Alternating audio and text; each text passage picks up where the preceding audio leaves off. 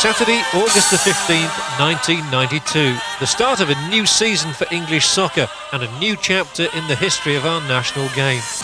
The FA Premier League was at last to kick off after much pre-season controversy and against the wishes of some of the so-called Big Five clubs. Leeds United had won the last championship of the old First Division after a long title race with Manchester United, and we at Everton ensured our place in the new Premier League after finishing a respectable 14th in the First Division last season. In the close season, the squad had been strengthened by the addition of Barry Horn, who joined from Southampton for a fee of £675,000, and Paul Rideout, signed from Glasgow Rangers with a price tag of £500,000. But the new league was to offer a mix of both the old and the new. BBC's Match of the Day returned, giving fans the chance to see their teams in action on Saturday nights. And Sky Sports gave us the chance to see live soccer on Sunday, Monday, in fact most days of the week if we tuned in, with a different style and a few new faces. But on the field, were things going to be any different? The referees certainly thought so, with their traditional familiar black strip being replaced by a new green outfit, and a new back pass rule that seemed designed purely to confuse defenders and develop the playing skills of our keepers.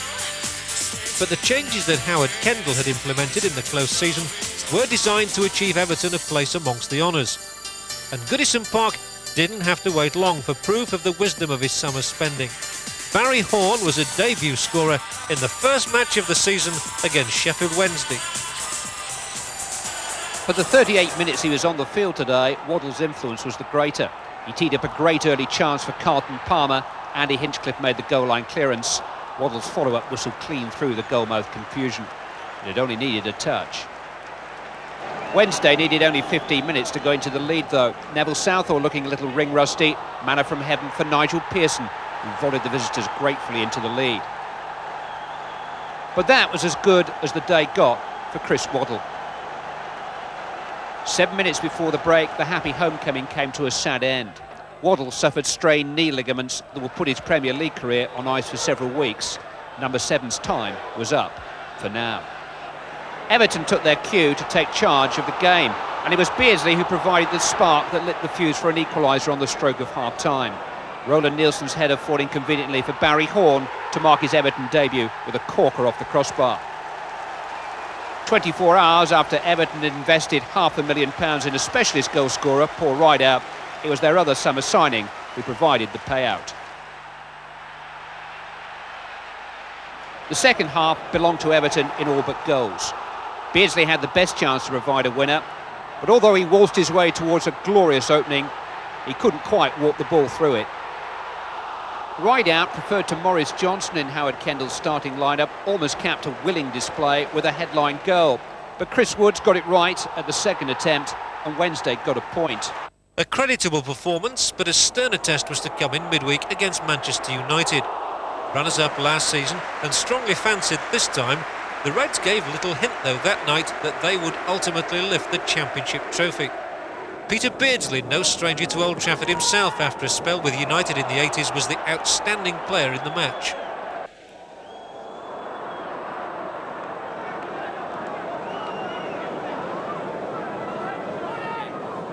United this time with the free kick. Dennis Irwin will take it, plays the ball in right-footed, headed away and powerfully away towards Robert Bashir. Bashir, the Polish international, switches it from the right to the left towards Peter Beardsley. Beardsley's control wasn't brilliant, but it's a one-to-one situation with Schmeichel, sends Schmeichel the wrong way, and Everton lead by 1-0 against Manchester United at Old Trafford.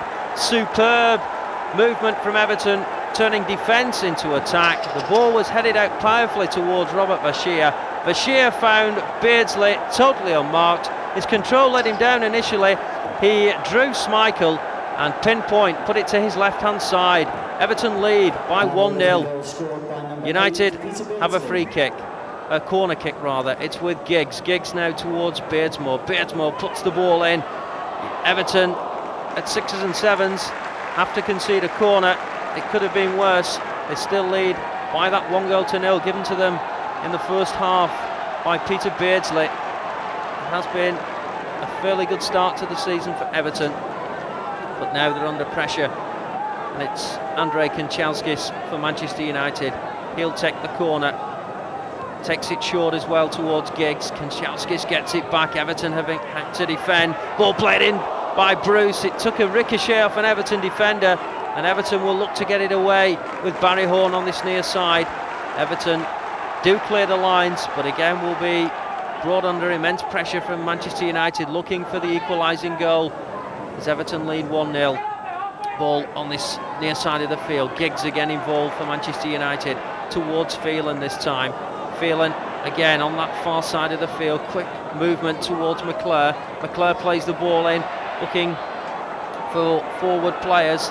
And the ball on this near side of the field, on the far side. Phelan plays it in towards Giggs, looking to find Mark Hughes. Everton again under pressure, but the ball thankfully a good 5 or 6 yards of Southall's left hand post. Southall just trying to calm things down.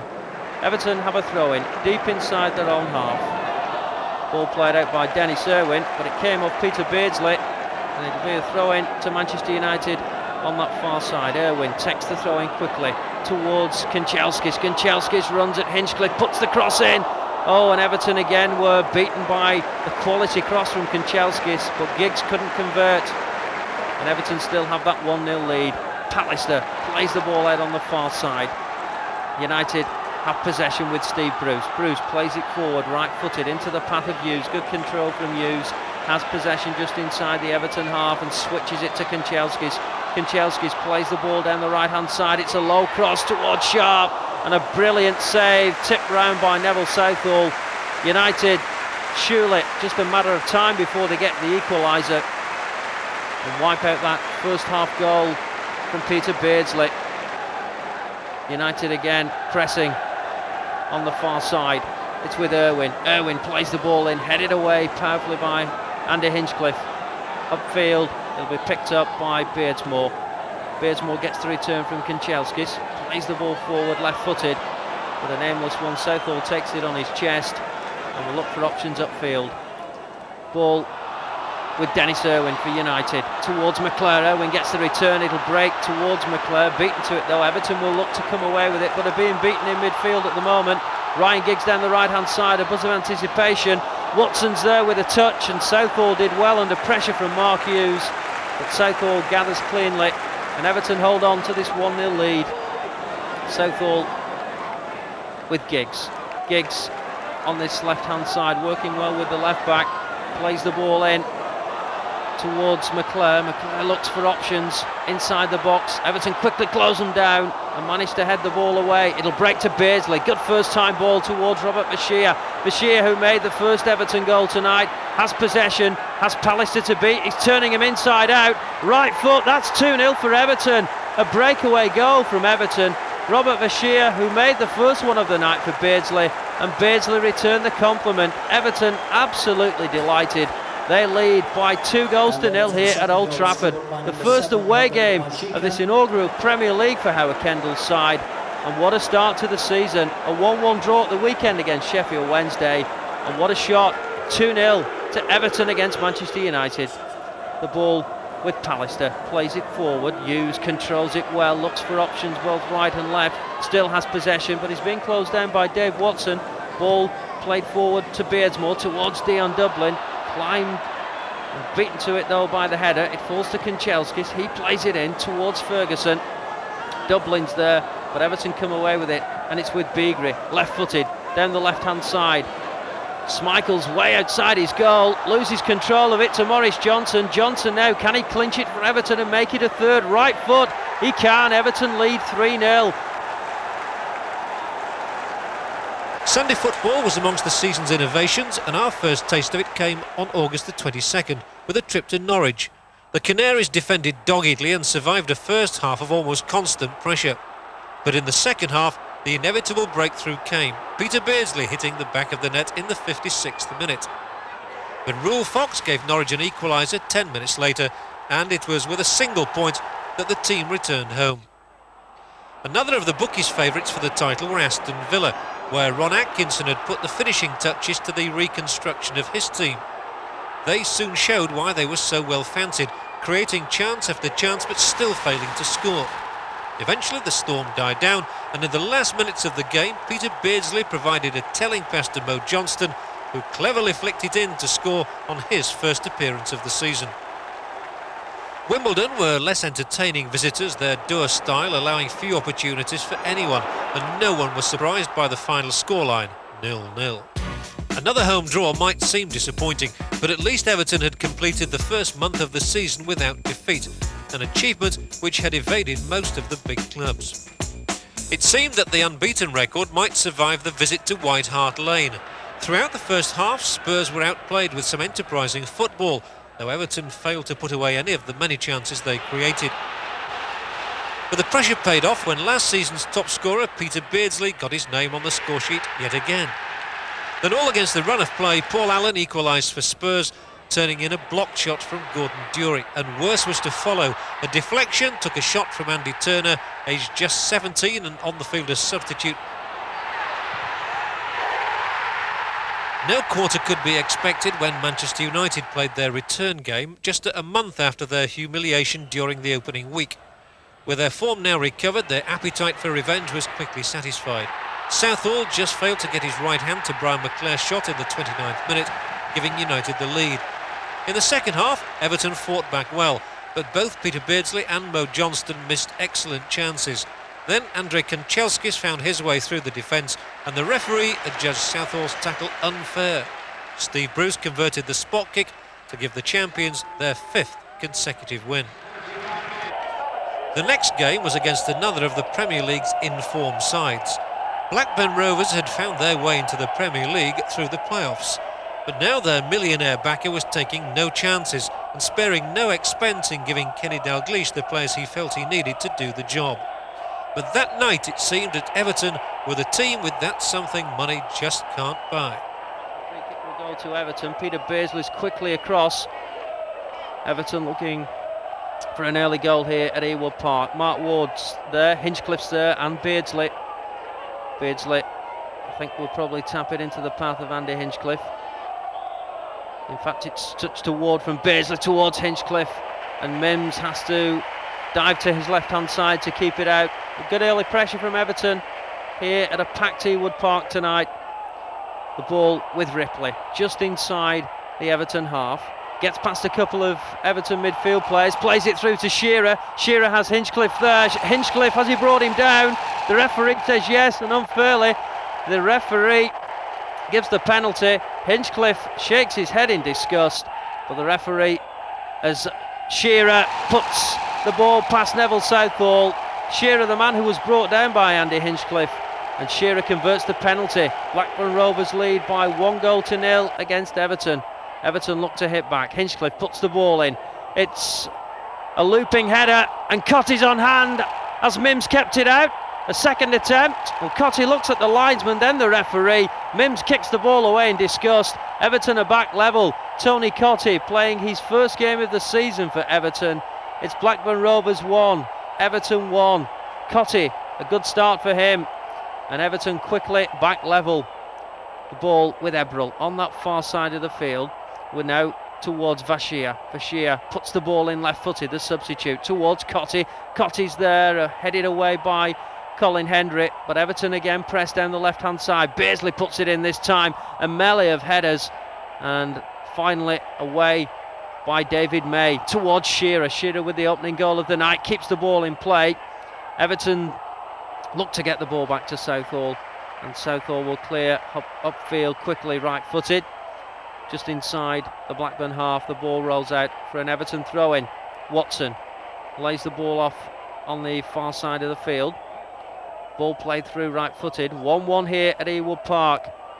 Rideout switches the ball towards Bashir. Really has caused problems for Blackburn since he's been on the field. Ball comes through to Ebrel, and Ebrel squeezed the ball in. Everton, who trail by 1-0, now lead by 2-1.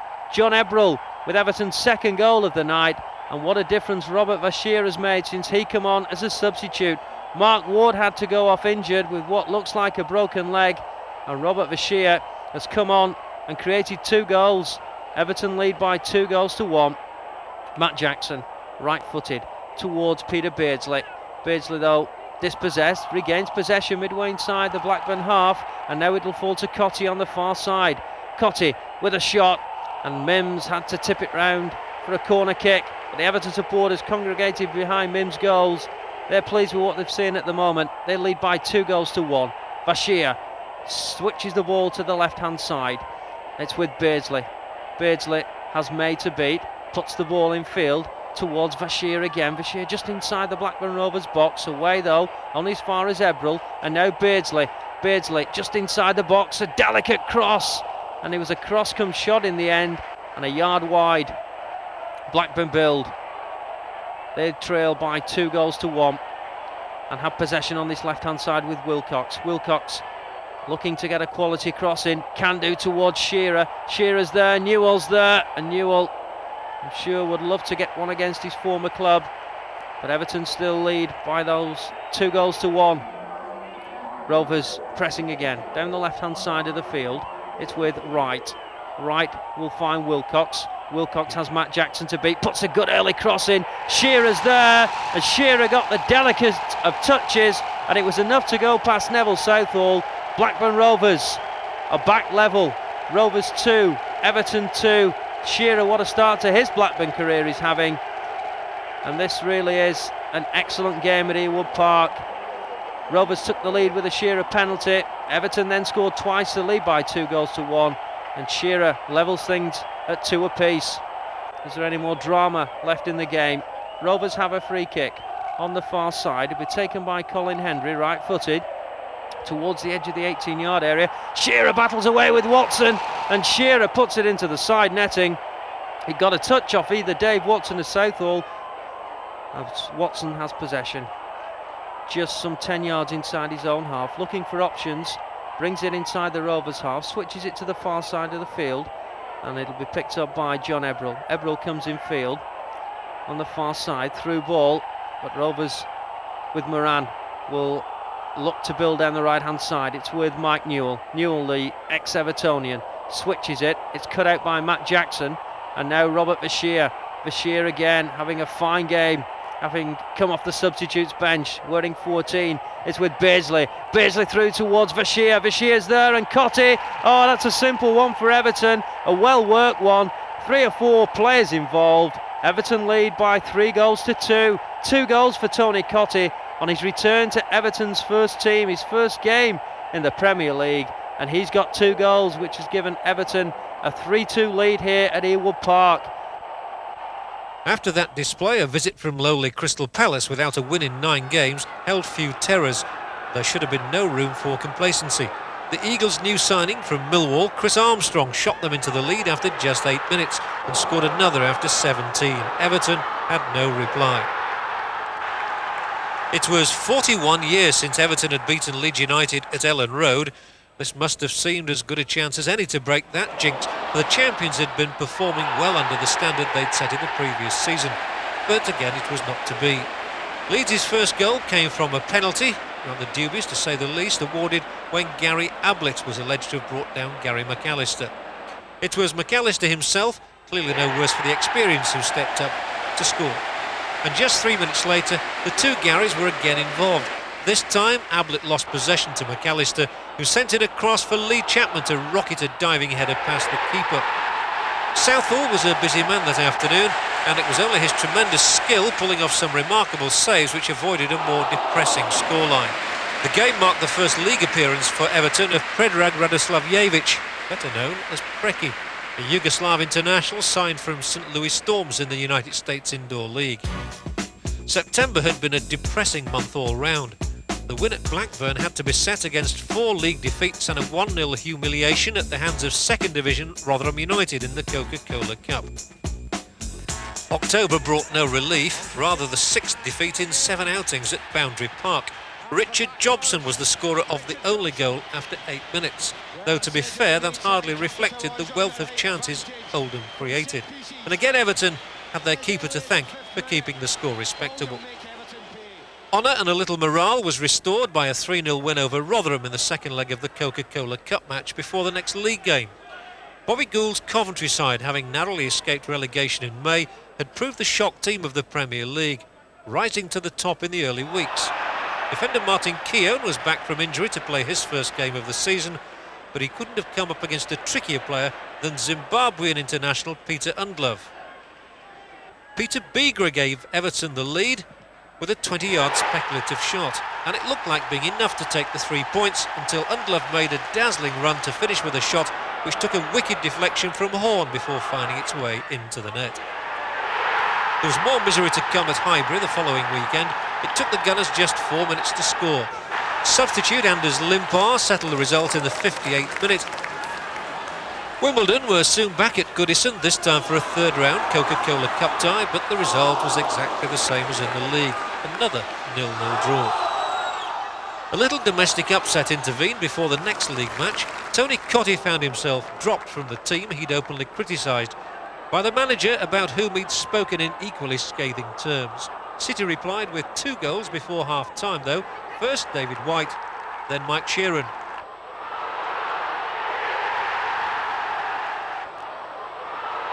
Stuart Barlow, the man chosen to replace Cottee, putting in a cross which Ian Brightwell headed into his own goal. Barlow, though, was unable to convert any of the numerous chances which came his way, and entrusted in the 71st minute with a penalty, managed only to hit the woodwork. Another gloomy month without a win, and with only 2 goals from the 4 league games. But if Everton's position was difficult, that of Nottingham Forest was disastrous, and the game at the City Ground on the 7th of November must have deepened Brian Clough's despair. Forest were on top for the first half hour, with Nigel Clough and Roy Keane both going close. But Everton gradually turned the game around, and Paul Rideout produced his first Premier League goal, heading in a cross from Alan Harper on 52 minutes. After that, Forest could make no reply.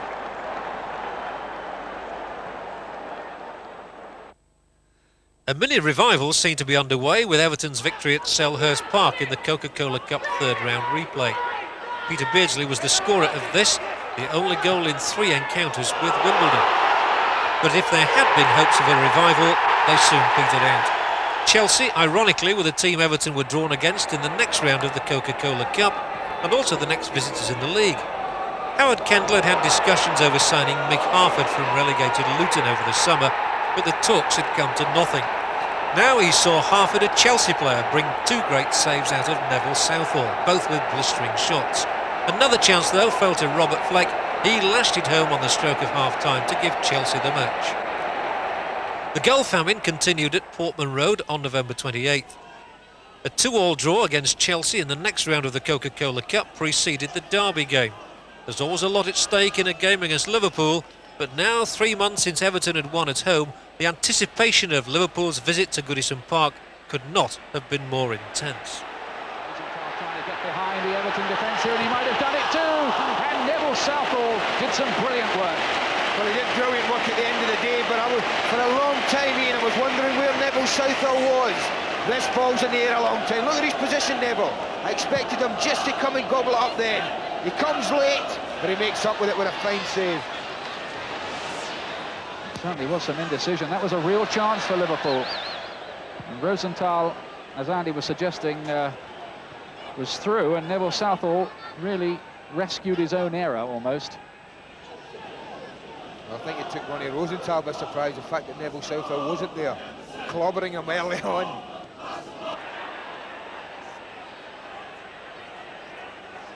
Gets a rebuke, but nothing more than that from Martin Boddenham. Yeah, I don't think Don Hutchison's too impressed that he only just been spoken to. He certainly let him, Ian Snodden let him know he was around, didn't he?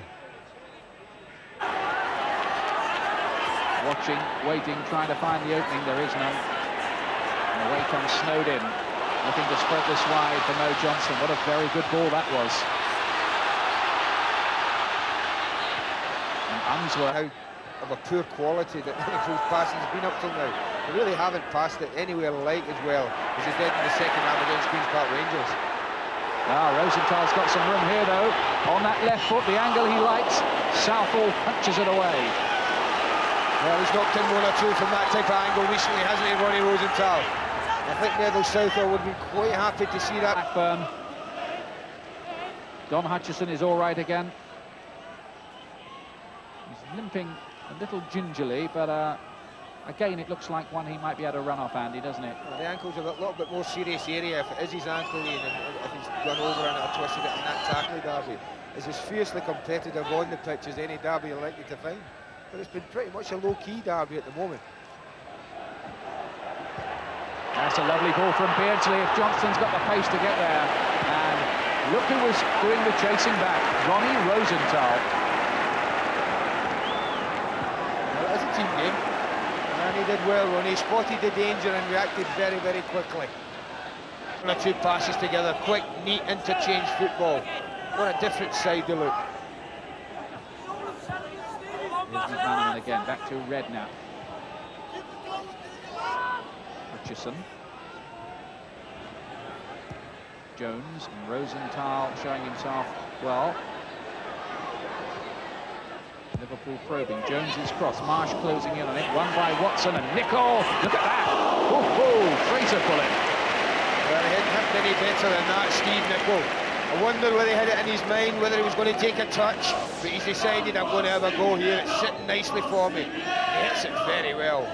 So well that Neville Southall can't hold it. Watson wins it. Barnes again with a lovely first touch to kill the ball instantly.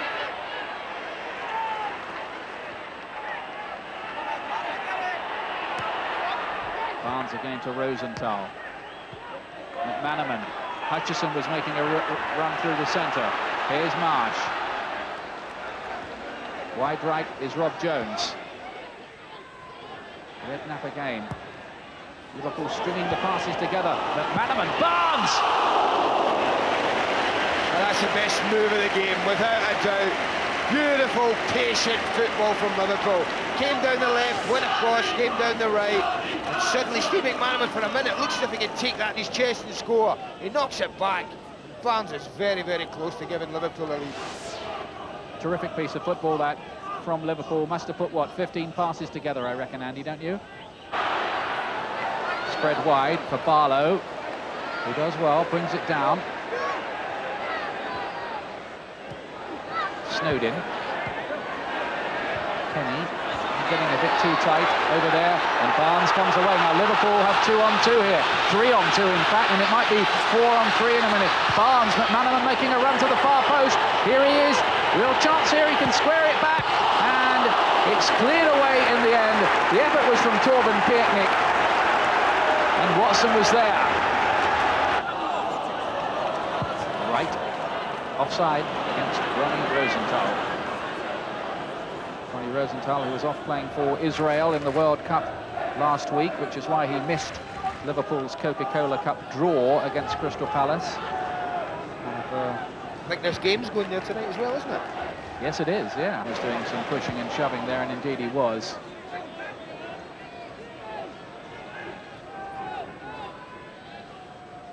Hasn't scored since back in August, Mo Johnson, but he hasn't really been in the team. Here he is. Hutchison, Barnes, Everton have got men back now, and one of them is Gary Ablett. Great break there, wasn't it? All instigated by a great run from Jamie Redknapp.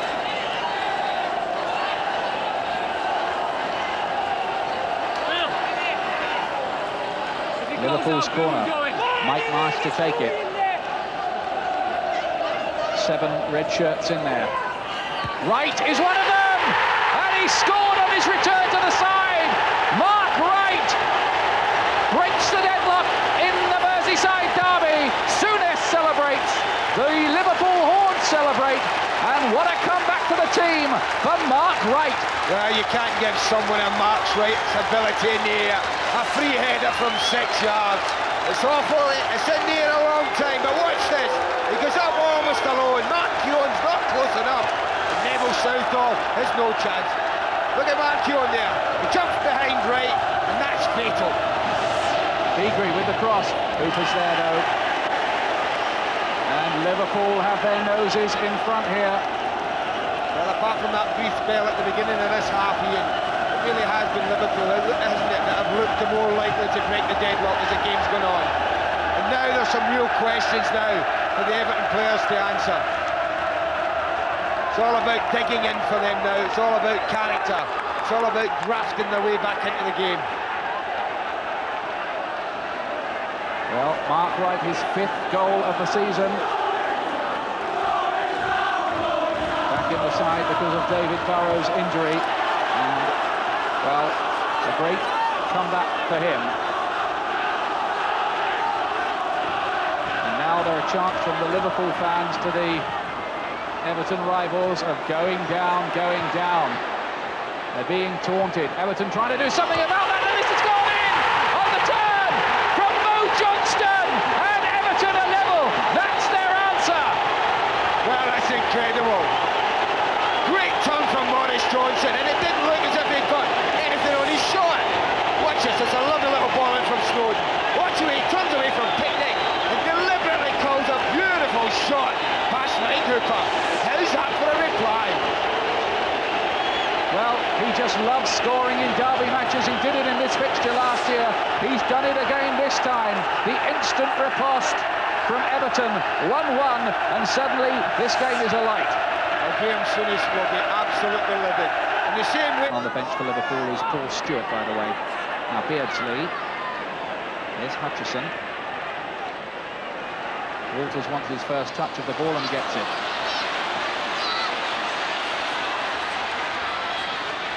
Everton lining up a posse of players. Here's Barnes in his more central role, getting the 1-2, and look at this from Barnes! Oh, how about that? And Everton escape. What a goal that would have been. That deserved something better than that, didn't it?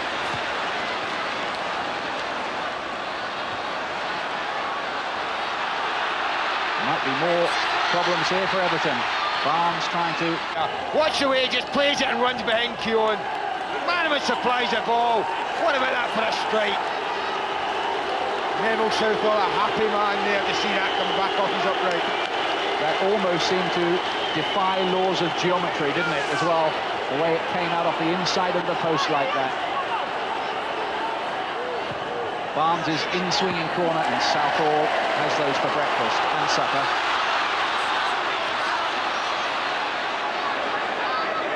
Stuart Barlow. That was the right idea, but he's curved it behind Beagrie. And the one man you didn't want to give it to was John Barnes. And Beagrie rescues it. Attempted body check from Marsh, and Liverpool get back possession. And look at the space that McManaman has here. Hutchison is in the middle. Barnes is short. Oh, lovely strike again from Barnes off the outside of the foot. Great football all round, wasn't it? The great tackle initially from Nednap that won the ball. Good ball, McManaman. Nice crisp ball to Barnes. Great strike, first time there, and good goalkeeping. Well, I know England had a very good result last time out, but can they really ignore a man of John Barnes' quality? You have to ask the question. Beagrie. Close control. Beautiful play. Diving header! Just wide of the post again from Mo Johnston. Well, it doesn't matter how much you dominate a game with great chances. You've got to be tight in the back, and Johnson's ever so close here to giving Everton the lead. He didn't have an awful lot to aim at. And Steve McManaman, look at this Marsh driving it, arriving from angles that Everton didn't expect. But here's the danger, every time it breaks down. Beagrie against Wright, still Beagrie, and it drops down, and it's going to be a goal surely for Beardsley, but no! You just don't know which way this game's going to go. Since he's come on, Peter Beagrie, when he's run at people, has caused him problems. Ties Mark right up there, Hooper can't hold the shot, and Beardsley must think that's going in the net. McManaman waits in the middle, is it going to reach him? It is. Pulled back, Barnes and Marsh both miss it. Paul Stewart. Wasn't a great ball from Steve McManaman there. I think that's what he's saying to him. First of all, it's a fabulous cross from Walters. It causes a problem. That touch is crucial. It just takes it away from McManaman, but look how high he gets the ball off the ground. And really, once that happened, the chance had gone. Lovely little touch from Beardsley. Ablett is Beardsley again. It's opening up for him, is it? Yes, it is! Peter Beardsley! He's now scored for both clubs in Merseyside derbies. Only the second man in history to do it. But more important than that, Everton are 2-1 up.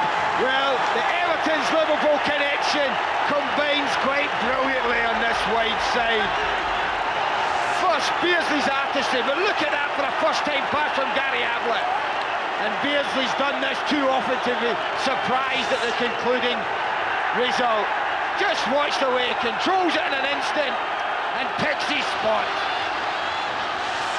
Well, Lee Park, and some night for him and for these two, Howard Kendall and Colin Harvey, stars of that famous midfield of 1970. But Souness does not look too pleased with life.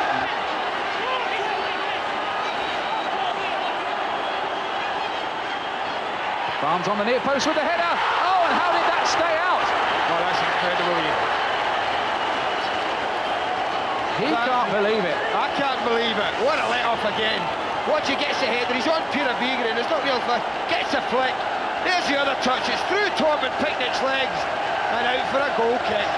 McManaman who headed it on, and Picnic it just went straight through him. It seemed to pass through him almost by osmosis or something. He'll be amazed he hasn't scored. That's two very, very good chances Torben Picnic's had in this derby. Barlow chasing. Barlow wins. Barlow loses his feet. Oh dear. It's all happening at the moment, and now he's feeling that little injury again, or is it a touch of cramp? I'm not sure which. Yeah, a little bit of both, but he almost was making the headlines, wasn't he? Stuart Barlow. He gets round Mike Hooper, but then just slips at the crucial moment. Look at the disappointment. Injury time. Everton 2, Liverpool 1.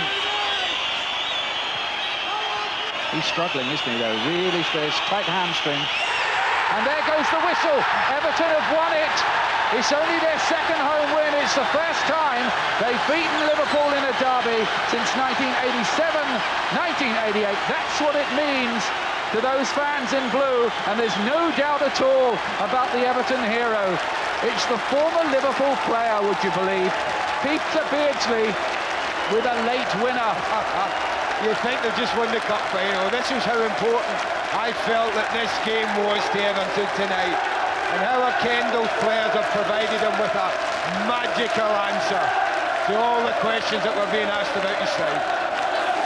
Well, I think the fact that we scored so early after they scored, that gave us a lift, and then they will probably drop their heads a little bit, because they, at that stage, should have been probably 2 or 3 in front. But as I say, that's what happens in derby games, and we got the break at the end.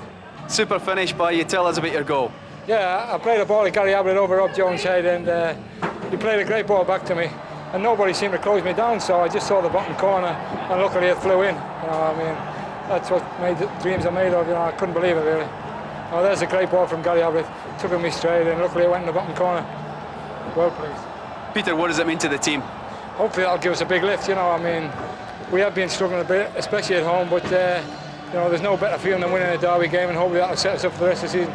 Well done. Heartened by the derby win, Everton travelled to Sheffield United's Bramall Lane ground. The Blades too had their troubles without a win at home since the beginning of October. It was a closely fought match, United going ahead in the 34th minute. Brian Dean, Sheffield's so-called goal machine, headed a corner kick. It was cleared off the line by Barry Horn, but Adrian Littlejohn blocked the clearance and the ball crossed the line. The Blades hung on to their lead despite some good second-half chances for Everton, the best a header from Paul Rideout. The home game against Southampton started with one of the most bizarre goals of the season.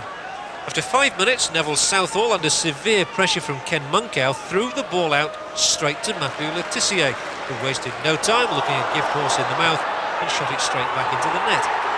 Southall thought the referee had given a foul against Monkow, who was aghast to find himself conceding a goal instead. The damage, though, was repaired 6 minutes later. Tim Flowers brought down Peter Beardsley, who was soon back on his feet to put away the penalty kick himself.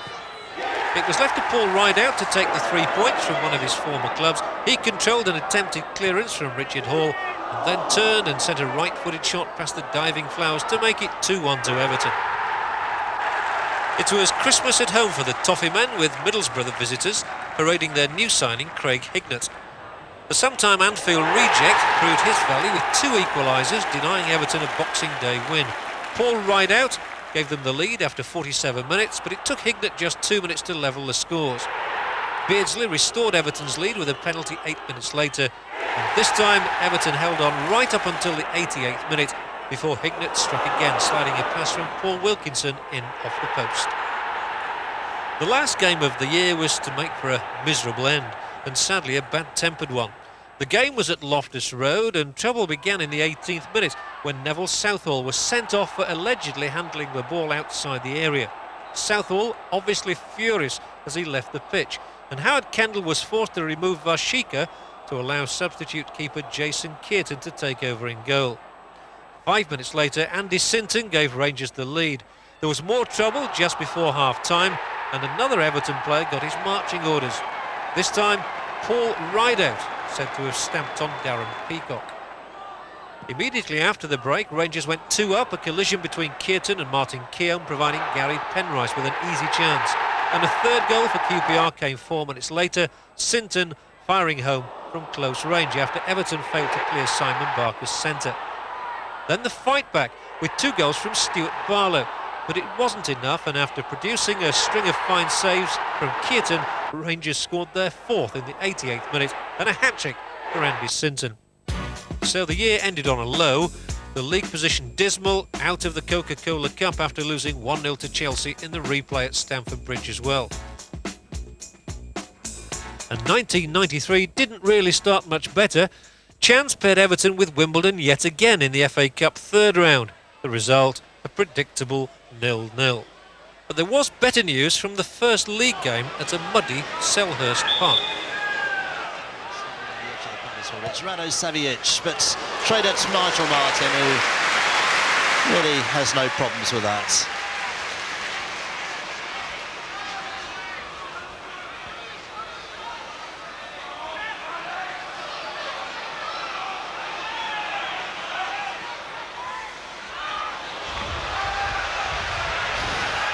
So, Everton having a good spell, coming forward again. And the man who's had the 2 best chances for Everton so far. Forward to Beardsley, always buzzing around. Good low cross, but well anticipated by Jeff Thomas. Armstrong getting between the 2 defenders, and Southall there acting as a sweeper.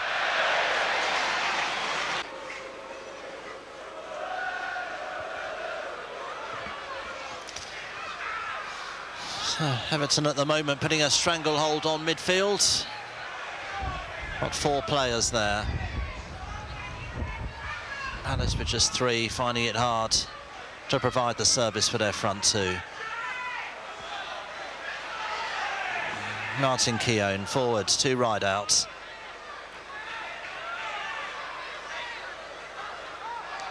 Everton building up well as always to the edge of the box. Snowden tries to get in on the end of that one. Claims obstruction, ignored by referee Milford.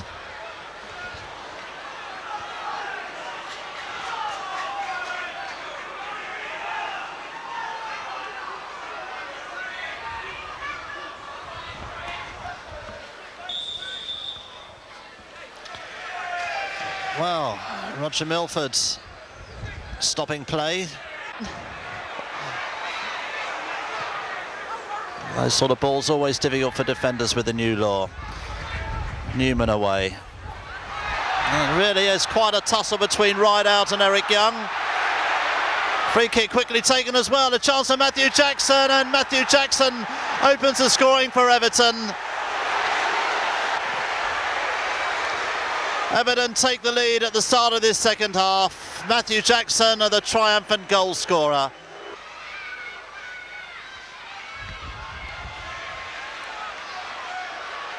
Forward run from McGoldrick, and Barlow's nipped in there. Looking for support, it comes from Beardsley, and not the sort of finish you'd expect from a 49 cap player, and that could have sewn it up for Everton. Southall calls, collects and finds Peter Beardsley. And Barlow onside.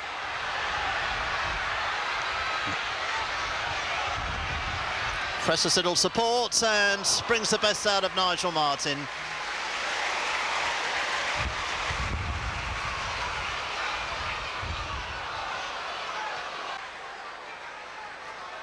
Everton, not surprisingly, not throwing too many men forward for this corner. They've got 4 or 5 players still back. Beardsley onside, and Beardsley, number 2 for Everton. Beardsley's 7th of the season, and that surely wraps it up for Everton.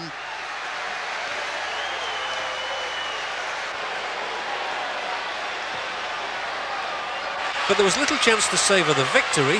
4 days later, the replay against the Dons put Everton out of the FA Cup, setting the scene for a fight purely for Premier League survival. The task was begun with a will against the previous season's champions, Leeds United. Brings the ball down the right-hand channel, and Everton playing the ball away nicely from the edge of their own 18-yard area, switched it to the near side of the field to Beagrie. Beagrie with his right foot towards Ablett. Ablett with the first-time ball towards Beardsley, and now Beagrie again gets involved on this left-hand side, chips it through towards Cottee, but just too long for Tony Cottee. As Leeds have the free kick from the offside decision, and it'll be Mervyn Day, the Leeds United veteran keeper, who'll take it. Ablett with the throw-in for Everton, midway inside the Leeds half. Cottee will shield it, loses control. Batty knocks it towards White, and White puts the ball upfield into the path of Chapman. Leeds have possession, midway inside their own half, and now Everton regain possession. Beardsley through towards Cottee. Cottee has a Leeds United defender to beat, and White does just enough, and the ball cleared for a corner on the far side of the field. But Everton pressing and looking for the opening goal of the afternoon. Cottee looking for another one, and the corner kick will be taken on that far side. Beardsley comes across to help out. Will he be involved in this corner kick? Will Everton look to play the short one? They will, and it's played all the way back down the right hand side towards Matt Jackson. Jackson puts the ball in. Ablett will retrieve it on the left hand side of the field and let the ball go out for a throw-in. Quickly takes it infield towards Cottee, being involved again. Cottee this time though again can't control it, and Leeds will come away with it. Eberl picks up for Everton. Leeds quickly though in there and win the challenge, and unfair one, says the referee. McAllister doesn't like the decision, but Everton will win the free kick some 20 yards out, perhaps a little bit more. Mervyn Day lines up his wall as Everton still looking for this first goal of the afternoon. Day again looking to line the wall up. Beagrie's there for Everton. Beardsley walks away. Also there is Barry Horn to the right hand side, perhaps he could be involved. And Everton, will Beagrie touch it? It's a long way out, it's some 25 yards out now for Everton. Ball comes up, struck by Preki and over the crossbar. Mervyn Day again not troubled by the Serbian Preki, who took that free kick. Leeds United defending, hacked the ball upfield, picked up by Watson. An early ball from Dave Watson through towards Cottee, headed away. Again Barry Horn battling in midfield for Everton, but Leeds United will come away with it. Everton win possession on the far side, but Eberl's ball goes out for a throw into Leeds United, and it's with Strachan. Strachan challenged by Beardsley. Now an effort for Everton on this right hand side of the field. Opportunities, a low cross in, and it's in by Cottee. A low diving header by Tony Cottee. The first goal of the afternoon, made by Beardsley and converted by Tony Cottee. Really was a superb effort. Eberl won the ball in midfield, laid the ball off to Peter Beardsley. A low driven hard crossing and brave header from Tony Cottee. 1-0 to Everton against Leeds United. They have been attacking over the last few minutes, and now Everton on the attack again in this second half. The ball with Dave Watson. Watson plays it up the right hand side, looking to find Matt Jackson, who's in an advanced position. It goes off the head of Tony Dorigo and out for an Everton throw-in on this near side of the field. Everton 1-0 up. Tony Cottee's goal in the first half, and Cottee looking for his second of the afternoon. A corner kick will be swung in on this near side of the field. It's a fairly short one. The Leeds United defender gets a touch on, and Strachan will volley the ball away, but Everton again will pick it up, and Keown this time threads the ball through, looking to find Beagrie. Beagrie chests it down.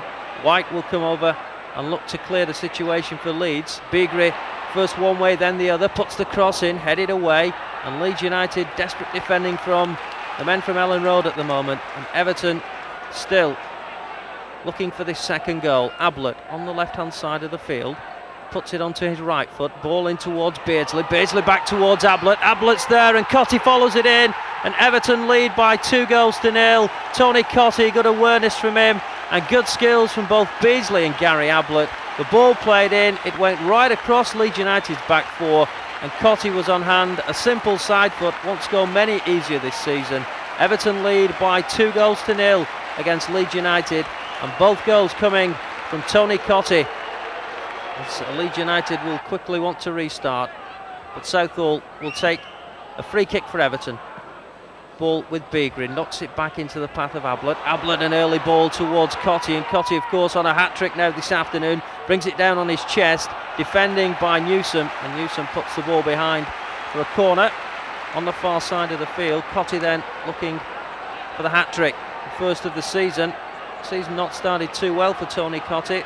Played his first game at Ewood Park against Blackburn Rovers and got 2 goals on that night. 2 this afternoon for Cottee.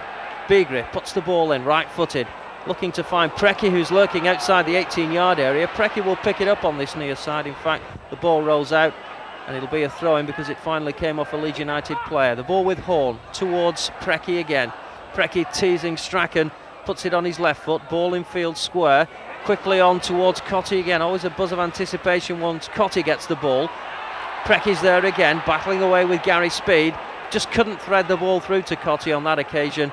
And now Horn will switch it from right to the left-hand side towards Beagrie. It's good movement from Everton this, and really are stretching the passes together. Newsom gets a half challenge in. It falls to Beardsley. Beardsley with a low cross.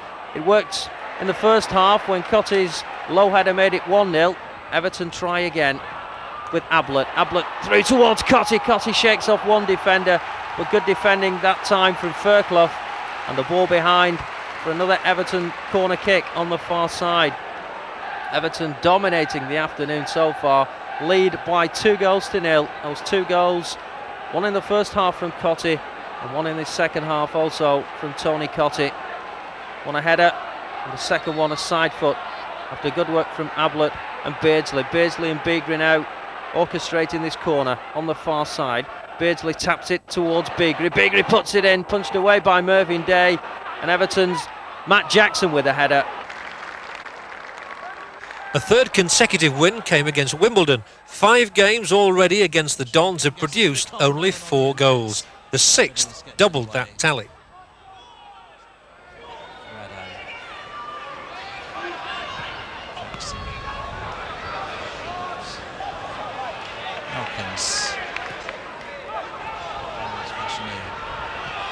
Sides, reach Robiel. Again, Everton build up from the back. Snowden blocks Barry Horn going left, finds Alan Harper. Beardsley, nice play. If only he could have got the return, but it now breaks a. Cottee has done it. Tony Cottee makes it Everton 1, Wimbledon 0. He's delighted. But he got a lucky break, Tony Cottee, and needed no second chances. He said it himself, slotted it past the very angry looking Hans Segers. And after 62 minutes, Everton gets that vital opening goal.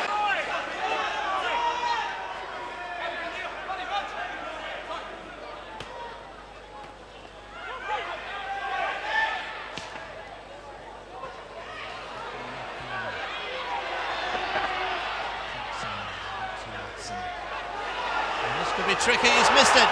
Chance for Cottee to make the game safe. Tony Cottee's done it. We like scoring him in 2s. Everton 2, Wimbledon 0. That long ball forward eluding John Scales. And Tony Cottee, deadly as ever inside the penalty box. Everton 2, Wimbledon 0, and it's looking desperate now for the Dons.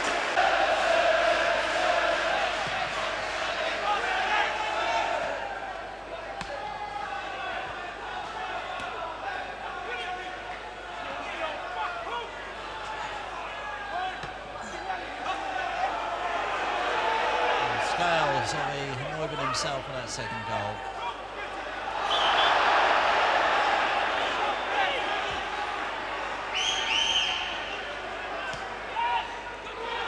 Beardsley. Lot of space here for Snowden. Ian Snowden, 3-0 Everton. It's turning into a rout. What a transformation in this game. Everton completely taking over. Ian Snowden found in lots of space. An opportunist efforts, and Ian Snowden opens his account for the season.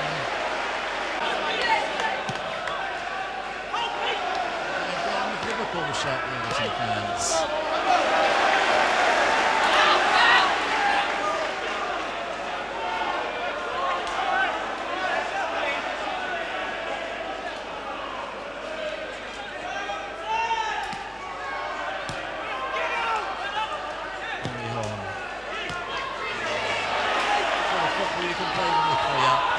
Suddenly returning. Imperious flick there by Beardsley to Ian Snowden. Fancies another one, but off target that time.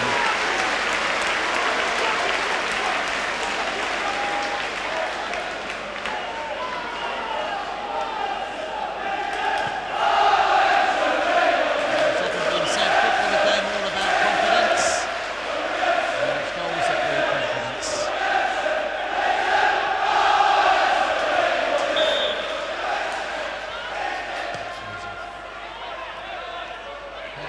Southall off and it's got in. Ashton pulls the goal back. And Southall may be questioning his positioning. That's a goal by Fashanu that gives the Dons a glimmer of hope.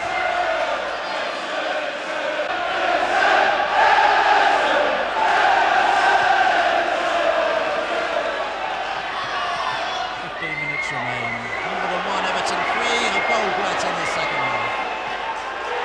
That's a cross by Barlow and that's 4-1. Or is it? No, it's disallowed by the referee. The ball seemingly having gone out of play.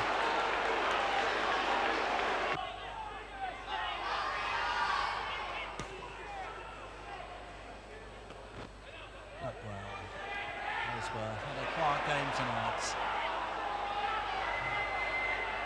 Nothing much sharpness. Andy Jones as determined as ever. Hotty in lots of space. Beardsley out wide on the left. Beardsley against Scales. I think he tried to curl that round the keeper. Didn't quite come off. 3 league wins and the improvement should have continued against Norwich City. The Canaries were desperate for a win to put them back on their unaccustomed perch at the top of the league, and got one with a hotly disputed goal from Chris Sutton. The Everton defence were convinced he was offside. Even the mild-mannered Howard Kendall waited to have a word with the referee after the game. Another good game for Tony Cottee, who'd had plenty of chances, but Brian Gunn was in invincible form. There was yet more controversy at Hillsborough, with Southall sent off again. The Owls had taken control of the game early on, Paul Warhurst, the defender-turned-striker, putting them ahead on 16 minutes when a parried shot from Nigel Jemson came his way. John Harkes scored in the next minute, again off the rebound from a shot, this time Chris Waddles. And just before half-time, Southall came outside his area to handle the ball and had to leave the field for the second time in the season. Waddle scored Wednesday's third, his first Premier League goal after 62 minutes.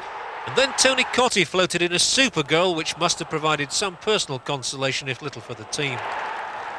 On the 10th of February, Everton were parading a new player in the game against Spurs. Kenny Sansom came from Coventry on a free transfer. There were 2 goals in the space of a minute in the first half. The first came from a Darren Anderton corner, Gary Mabbott completely unmarked, 1-0 to Spurs. Then Billy Kenny chipped the ball forward and Sansom spotted an opening to score on his debut. An unexpected bonus for Howard Kendall, It was only the 13th goal in Sansom's 752 match career. But it wasn't enough to prevent a third consecutive defeat. Teddy Sheringham flicked on a throw from former Toffee man Pat van den Hauwe for Allen to score the winner in the 69th minute. Villa extended the run of defeats to 4, another shot in their bid to be champions, increasing the fears though that Everton could be relegated. It was 2 of Villa's lesser lights who did the damage, Earl Barrett and then Neil Cox. Now Horn for Beardsley.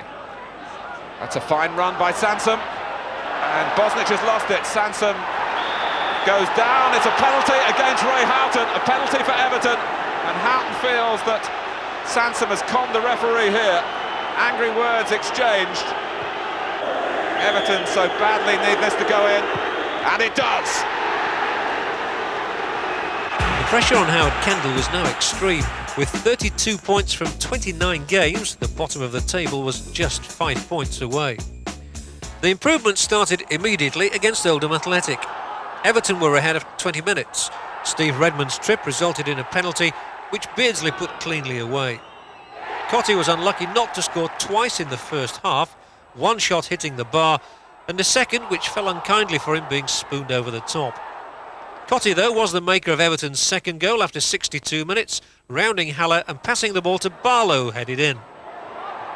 The Blues preserved their 2-goal lead until the last 3 minutes of the game, but then ex-Evertonian Neil Adams enabled the Latics to snatch a dramatic point, scoring first from the penalty spot after Kenny found Haller, and then a minute from time, thundering a tremendous volley from a flick-on from Ian Marshall.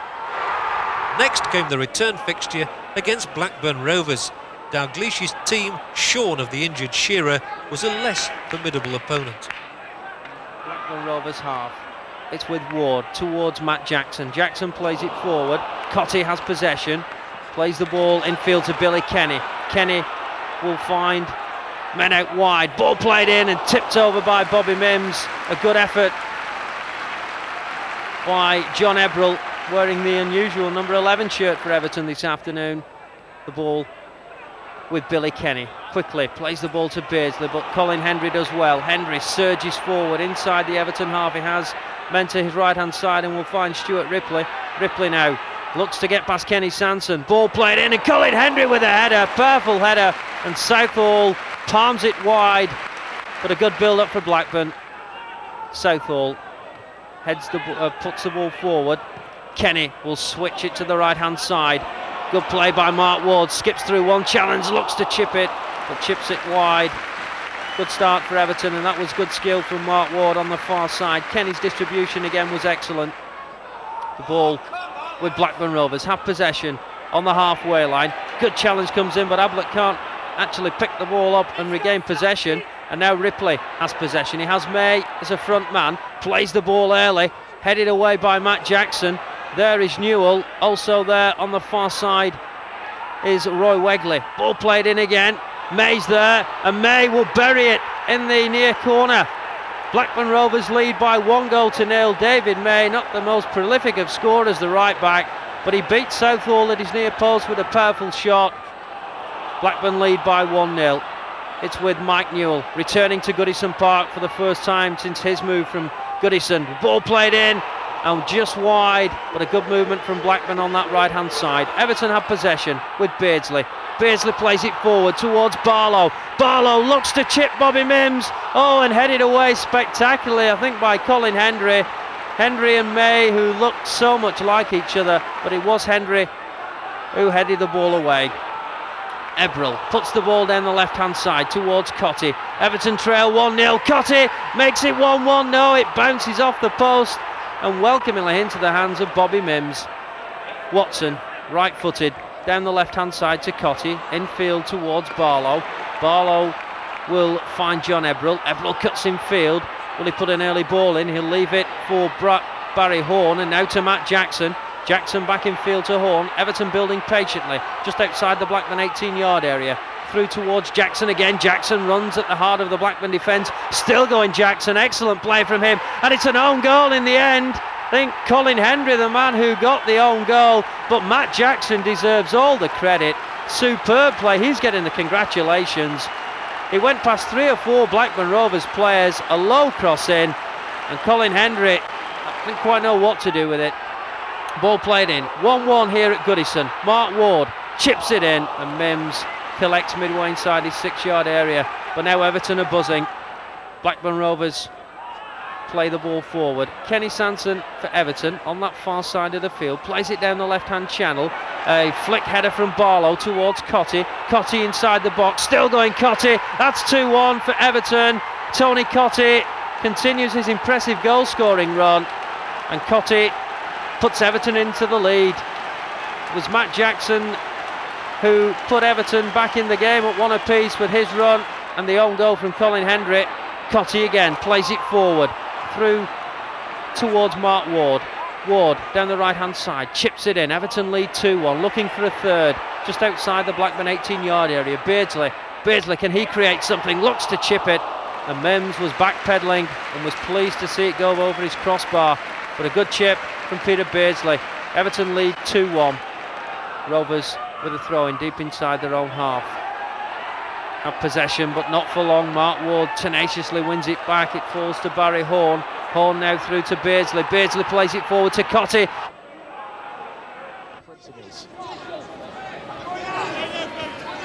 Definitely, that's exactly right. We're having a lot of quantity, and I think we're losing the quality. We need to go back to it. Let's break off because Everton's got this in low. Ward was there, and that was more danger for Coventry.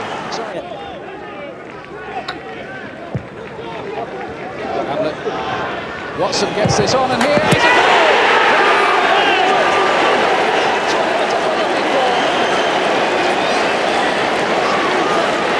Splendidly struck too, and they really just haven't picked him up at all.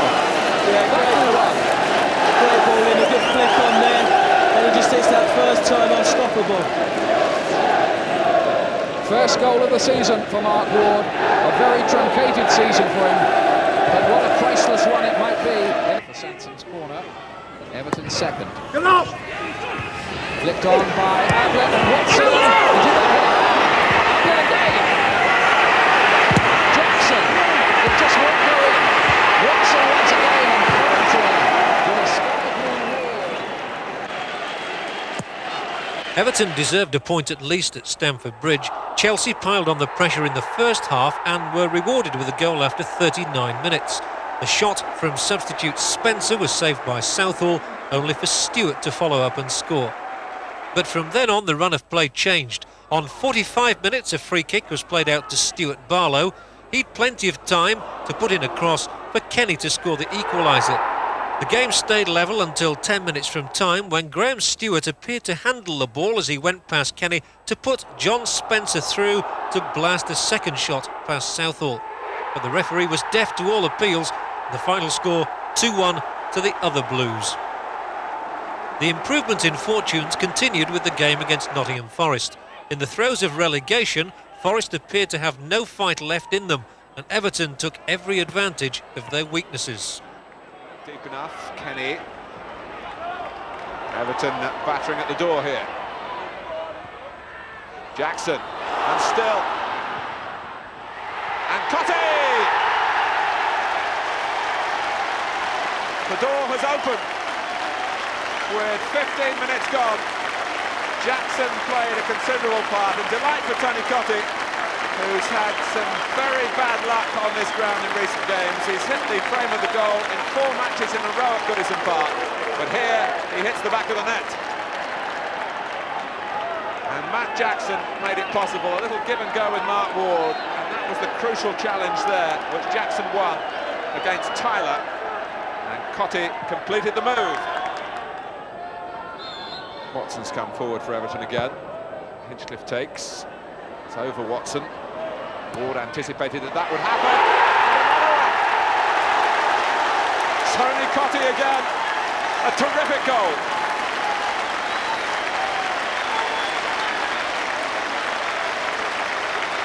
Well, I'm sure Hinchcliffe was aiming for Watson, but it was too long. But Mark Ward recognised that and ran round the outside. A delightful early cross. Great movement at the near post.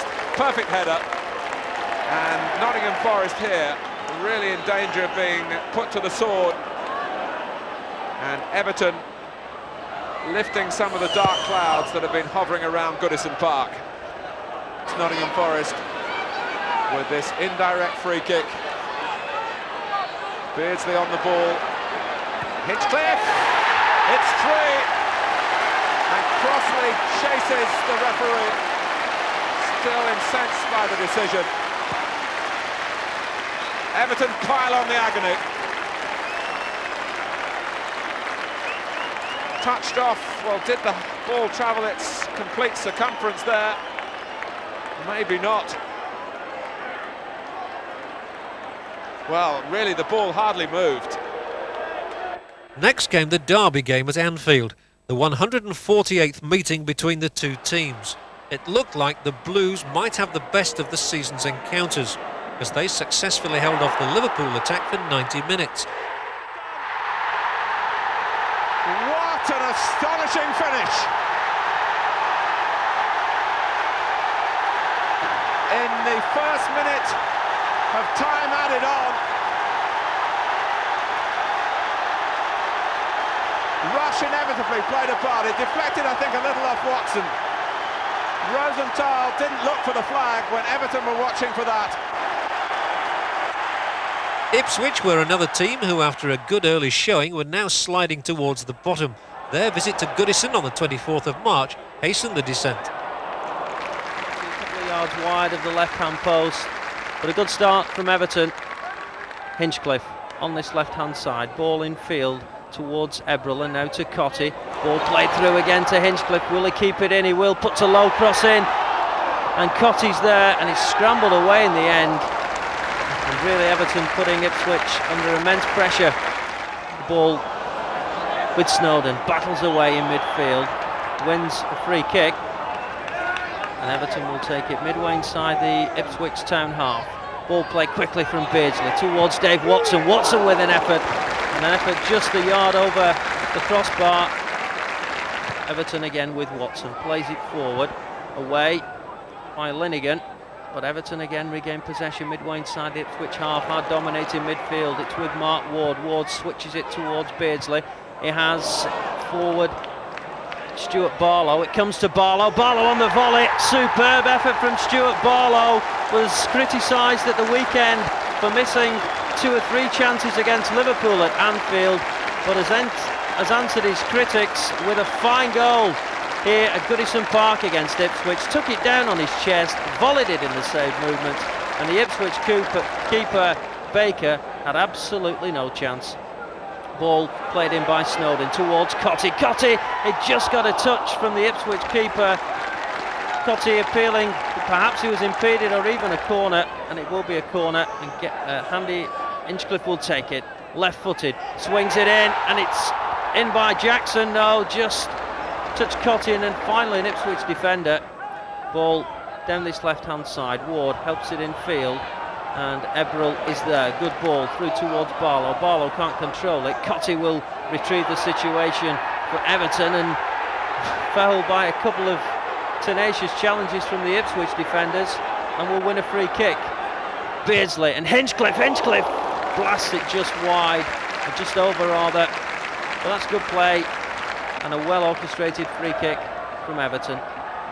Ward with the corner on this near side of the field. He'll be an outswinger with his right foot, and there it comes towards the edge of the penalty area. Jackson's at the far post, and Jackson volleys it in. 2-0 to Everton against Ipswich Town. Jackson, the left back, not the most prolific of goal scorers, but really hit that on the volley, and a cracker. 2-0 to Everton. Ball with Barlow. Barlow works it out to Matt Jackson. Ball played in, it's with Paul Holmes to Cottee, and Cottee puts it wide. But Everton really are turning the screw on Ipswich Town, lead by 2-0. Challenge comes in, the referee says a handball. Everton win the free kick, and Matt Jackson will take it some 8 yards inside the Ipswich half, plays it forward. Watson is up there now as an attacker for Everton. The ball comes out to Stuart Barlow, who got the opening goal of the game. And what a cracker it was. The ball on this left-hand side, lays it off to Paul Holmes. Holmes infield to Ward. Ward towards Cottee. Another diving header from Cottee. Seen 1 or 2 of those this season. and that's another one to his impressive goal-scoring run over recent weeks. Everton lead by 3-0 against Ipswich Town. Ward received the ball from Paul Holmes and a diving header for Tony Cottee. Everton lead by 3-0. At Ayresome Park, Lenny Lawrence was fighting a desperate and doomed struggle against relegation with his Middlesbrough side. The Blues could well have hammered the final nail in the coffin with their away victory. The first goal came from Dave Watson, left unmarked on the far post when Andy Hinchcliffe took a free kick. Middlesbrough's troubles multiplied in the second half when Alan Kernaghan, having unfairly stopped Tony Cottee on his way to goal, was shown the red card. But despite the reduction to 10 men, Berra still managed a 64th minute equaliser. Preki assured Everton of the 3 points. The Yugoslav came onto the field when the original substitute for Stuart Barlow had to go off injured. When John Ebrell had a point-blank shot saved by Steve Pears, Preki picked up the rebound and took it round the keeper to roll it in. Everton had now recovered to the point where 3 points would see them probably safe, but they were painfully slow in coming. The home game against QPR was a dramatic reverse. But headed away, and Queen's Park Rangers regain possession just outside their own 18-yard area. Sinton knocks the ball to this left-hand side of the field. It'll be switched from the left-hand side to the right, and David Bardsley takes it in his stride just inside the Everton half, chips it forward towards Impey. Impey has Watson to beat and volleys left-footed from the edge of the 18-yard area past Neville Southall, and Queen's Park Rangers lead by 1-0. Superb movement from left to right, and Impey with a clinical shot, and the Welsh goalkeeper Neville Southall had no chance. The ball with Ian Snowden on this near side of the field, plays it forward right-footed. Stuart Barlow's on the chase, the substitute, looks to get past Peacock. Barlow beaten to it this time by Peacock, and Everton win a corner on this near side of the field. They trail by 1-0. That early goal from John Impey and really did shake Everton. A superb goal it was. Hinchcliffe will take the corner on this near side of the field. He'll swing it in with his left-footed. Barlow no doubt waiting as Everton look for an equaliser. Ball played in left-footed to the far post, and Cottee's there. Tony Cottee for Everton. That's level, one apiece. Impey with an early one, and Tony Cottee replying for Everton. Everton 1, Queen's Park Rangers 1. Cottee with another header. We've seen that so often this season. Rangers with Sinton. Sinton knocks it through towards Ferdinand, and Ferdinand puts Queen's Park Rangers back in the lead. The England man makes it 2-1. Miserable one. Bardsley, the man who got the shot in at the near post, and Southall beaten for the 5th time. Ball played in. Cottee's there. An acrobatic shot from Cottee off the bar towards Barlow. Barlow buries it for Everton. Mere consolation. Queen's Park Rangers lead by 5-2. Barlow wants to restart the game quickly. Cottee hit the woodwork, and Barlow thundered it in with his left foot. 5-2 in favour of Queen's Park Rangers. Everton looking for a third. Switcher to that far side towards Preki. Preki cuts in field, goes one way, still going with his right foot, and that's a third one for Everton. It surely will be mere consolation. Rangers had a 5-1 lead, cut back to 5-3, and Preki, he scored against Middlesbrough, his first ever Premier League goal. That's his second one. The next 2 games yielded a point each, but little entertainment. 0-0 against Southampton, then Arsenal. Safety assured, the Blues next faced still struggling Sheffield United. It looked like Everton might consign the Blades to the drop when Tony Cottee lifted the ball over the head of keeper Kelly. But Brian Gale got back to hook the ball from under the bar. With goals from Hodges and Ward, United proceeded to assure their Premier League future. Under the rules of the new Premier League, there was still something at stake for almost every team, even in the last game. Some £37,000 prize money for every place up the league in the final table.